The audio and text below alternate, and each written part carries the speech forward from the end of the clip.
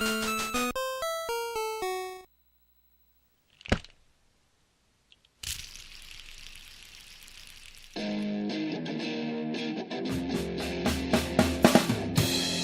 gonna take you back to the past to play the shitty games that suck ass. He'd rather have a buffalo take a diarrhea dump in his ear. He'd rather eat the rotten asshole of a roadkill skunk and down it with beer. He's the angriest gamer you've ever heard.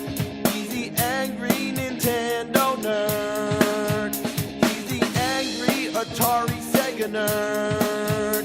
He's the angry video game nerd. Here's a story of a little thing that went a long way. It's the Nintendo Game Boy. While not the first portable game console, it was the first to make such a big impact. It was hugely successful. There were some amazing exclusive games like Link's Awakening, which alone made it worth it, but lots of the games were just poor versions of NES titles and shameful, watered-down arcade games. It didn't matter how compromised they were. As long as they could fit on a Game Boy cartridge, why not? The only reason to own Street Fighter II on Game Boy would be to play it on a trip or something. But what about when you're at home? You better own the console version too, because if all you had was this, oh man. None of these inferiorities hampered the Game Boy's success, nor did the monochrome graphics. A lot of people say the Game Boy's in black and white, but really, it's more like 4 ugly shades of green. The screen has no light, so if you try to play it in the dark, you'll see nothing. You'd think it made a big sensation only because of the novelty of it being portable, and that it would soon fade away once the next thing would come along. But no, that didn't happen. And the competition was fierce. There was the Sega Game Gear, the Atari Lynx, amongst others. They all had color and lighted screens, but that scrappy little Game Boy kicked all their asses. It came out in '89 and wasn't discontinued until 2003. During its lifespan, there was Super Nintendo, Nintendo 64, and even GameCube hit the scene before this gray brick with puke-colored graphics finally died out. Also, as famously shown in Nintendo Power, a soldier in the Gulf War had a Game Boy that survived a bomb blast. Even though it was burnt black, it still powered on. You can't stop the Game Boy. They were released in different colors, like black, red, and yellow. They even made one transparent. Nintendo Power made stickers, which are still on my only working Game Boy. Then there was the carrying case, which looked like a giant Game Boy. A whole lineage was started, including the Game Boy Color, the Game Boy Advance SP, which evolved into the DS and 3DS. But it's impressive how long the original Game Boy stuck around. And naturally, during that time, lots of add-ons were made for it, mostly by third parties. These ranged from practical to flat-out ridiculous. And that's what I want to focus on here. The point is, the Game Boy was a long-lived success, and here's the accessories that probably had nothing to do with it. The Super Game Boy was perhaps the most useful, though it's technically a Super Nintendo add-on, an adapter to play Game Boy games on your TV, colorized with lots of color presets and the option to mix your own color combinations. There's border graphics and the ability to draw all over it. A total time waster, but how could you resist? Certain games were specifically made for the Super Game Boy with their own color design and borders. But onto the Game Boy. The first thing that comes to mind is the link cable. It's just a simple way to connect 2 Game Boys so 2 players could compete in Tetris, for example. But then there's the 4-player adapter. It sounds cool, but you need 4 people, 4 copies of the same game, and the game had to be 4-player compatible. That's a rare situation. It would be easier to get the band Witchfinder General back together than getting 4 people to play this thing. Then there's the Game Genie, so you can enter cheat codes. You'd think maybe, just maybe, with this being a portable console, there would be a possibility that it would be the only console to not have Game Genie? But nope. What next? Is there a Game Genie for a Tiger game? So when you're playing in public, everybody will notice this big contraption mounted on the top. Just a big flag to say, hey everybody, I'm cheating. I do have to say, it's really cool that it has a spot that holds the code book. Now you have no excuse to misplace it. With all portable consoles, there is always that issue that when you're going on a trip, you always had to make sure to pack extra batteries. You know there's a battery called God Camel and Die Hard? Yippee double A, motherfucker. But you didn't need any of that, because the Game Boy had its own rechargeable battery pack. Sure, you had to buy it separately, but you had the option. But then comes all the weird third-party stuff like the Game Boy Solar Charger. Oh, come on, you can charge a Game Boy with sunlight? So I tried it. You're supposed to lay it out in the sun for up to 8 hours for a full charge. Then you slip your Game Boy in it, you plug the solar unit into the DC input on the side of the Game Boy, and it works. I have no idea how long it lasts, but it works. Well, this is an eco-friendly solution right here. I'm impressed. So when it comes to charging a Game Boy, there's many options. Is there anything else I don't know about? Is there a Game Boy Wind charger out there? No matter how you charge the Game Boy, the screen still looks like shit, and you can't play it in the dark. Well, here comes the newbie light. So apparently it sticks to the top of the Game Boy. So you just clip it on, how's that go? It works. You turn it on, you dim the room lights, or even play in total darkness, and it does the job. But it takes the same amount of batteries as the Game Boy, so in total, you'd need 8 AA batteries. Damn. Then there's the Light Boy. It's the same concept, except this one has a magnifying glass to make the screen appear larger. This one is hard to fit on. You really gotta shove it on there. This time, it only uses 2 batteries, but the light isn't working. Probably broken. Then there's the Light Magic. There must be hundreds of these things. It's the same exact thing as the Light Boy, but it attaches to the Game Boy much easier. Other than that, nothing's different. The light works, so here you can see it in action. It's a nice way to boost the visual appeal, but why not just make a new Game Boy model with a normal screen like everything else? Every version of these magnification light things seem to try to top the other. This one, called the Handy Boy, was released by STD? STD? Who in their right mind would name their game company STD? It's got the light thing. Oh shit. Wow, that just flew across the room. Okay, wow. Oh.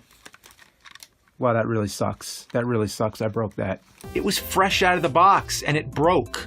Sure, it was old, but it seemed like it was hardly used. So I had to rush order a second one on eBay. This one I'm treating as delicately as possible. This one's actually in worse condition, but the amount of use it got probably made it less stiff. This whole thing is ridiculous. Game Gear never did anything like... Oh, never mind. The good thing about this contraption is that it requires no extra batteries, but there's a light on it, so how does it power on?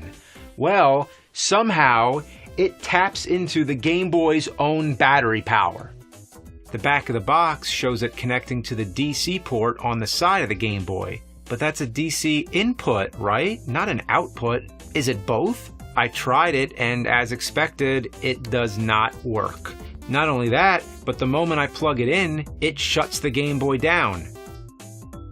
So this can't be right. Who knows? Maybe somebody out there has tried it this way and it actually does work, but mine doesn't.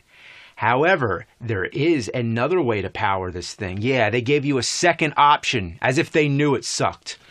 Well, I wish I didn't have to do this, but... yeah, look at that.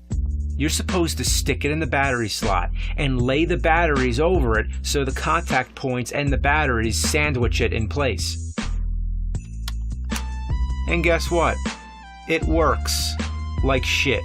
The light comes on and off at random. I have to constantly jiggle it around to get the light back on, but it keeps going off again. The screen magnification is alright, but as you can see, my glass really needs cleaning. Then there's the controller add-on. What's the point of this? In case you didn't like the controller that was already there? It was fine enough. Why do you need this? Does it add anything to the game? Is it any better? No, it's fucking horrible. It's all stiff and awkward. Who'd want to play it like this? The speakers are meant to amplify the sound, in case you didn't think the Game Boy's speakers were loud enough. because that's what you want if you're in public, right? Like if you're on a bus, you want everybody to hear what you're playing. But the speakers on this thing are actually less loud than the Game Boy speakers. Maybe they're full of dust. There was also the amplifier by Newbie, so the idea of making the Game Boy louder became its own line of experiments. But then came the ultimate project. If you want to get serious about your Game Boy, then let me introduce the booster. This big-ass motherfucker is like the mecha combiner robot of the Game Boy family. It would be cool to see it fight a Game Gear, but that would take me extra weeks. It takes C batteries, but the Game Boy gets to tap into the booster's power by plugging the booster into its DC input the way it should. So at least they got the power situation worked out.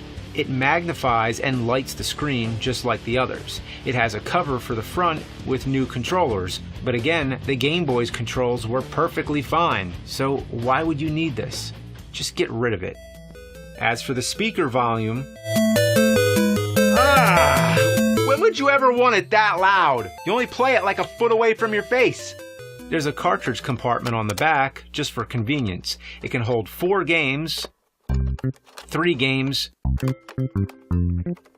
2. It holds only 2 games. Overall, if you didn't like how lightweight and convenient the Game Boy was, and the portability is not something you find appealing, and you wanted something more bulky and awkward, then this is for you.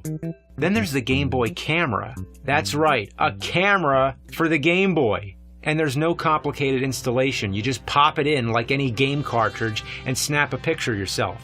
There's no way this would work. Let me try this.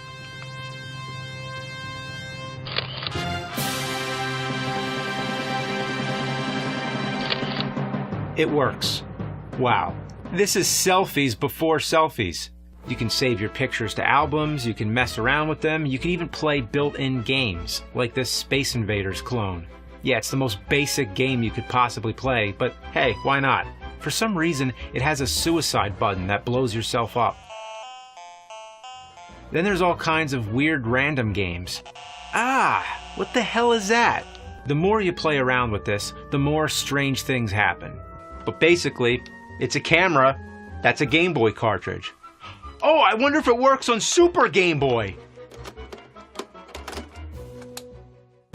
It does. Holy shit. But the camera can't work, can it? Oh my, it actually works. But if you want to take a picture of yourself, you have to turn the Super Nintendo around.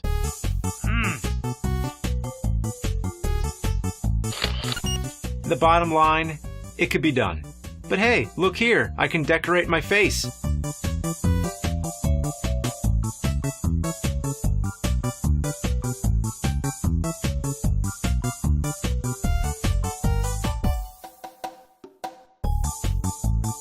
Now, this is too much fun. Also, there is the Game Boy printer, so if you want to print the pictures, yeah, that can happen.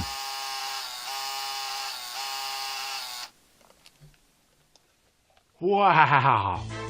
Lots of these Game Boy accessories are rare. Some of the ones that I couldn't get my hands on are the Game Boy FM radio, the Work Boy, where you can plug in a keyboard and turn the Game Boy into a personal computer, just in case you didn't like using a monitor. Then there was the Hudson Soft Kiss Link, which allowed you to connect the Game Boy to the internet and download exclusive gaming content from Hudson's website. There was the Barcode Boy, which was a barcode scanner with games included, where you unlocked certain features by scanning barcodes found on cards and merchandise. There was the Game Boy Pocket Sonar, so if you bring a Game Boy on a fishing trip, you can detect fish up to 65 feet underwater. The Game Boy Color had a mobile phone adapter and a sewing machine. I repeat, a sewing machine that came with a game cart where you choose a sewing pattern and then the machine sews the pattern. There were also Game Boy shoes. Big platform shoes with spaces to fit your Game Boy Color. Yeah, you look so fucking awesome. But then, to top it off, the grand finale. I'm not even emotionally ready to tell you about this, so just sit back. Here it is. The Petty Sedate. This thing was intended for hospitals to help children relax when they're about to be put under for surgery or medical procedure. Essentially, it's a pair of headphones that you plug into the Game Boy. You could probably plug it into any portable gaming console, but more importantly, it has a cup that goes over the child's mouth and releases the sleep gas or laughing gas or whatever it is they need. So it's the only gaming peripheral I know of that gasses you! Imagine being sedated while playing fucking Dr. Mario! What would that be like? Oh my god, I was gonna make up a bunch of fake shit at the end, like the Game Boy dog turd collector. But nothing I can make up can top this. And this thing was real. I mean, it didn't get released, but it was invented and patented. The Game Boy must have been the most multi-purpose thing in existence. Astronauts actually took it into space. It could withstand bomb blasts. You could take photos, print, sew, find fish, get sedated. I want to be sedated with the Game Boy. I want to be sedated with the Game Boy. Bam, bam, ba, bam, ba, bam, bam, ba, bam. I want to be sedated with the Game Boy.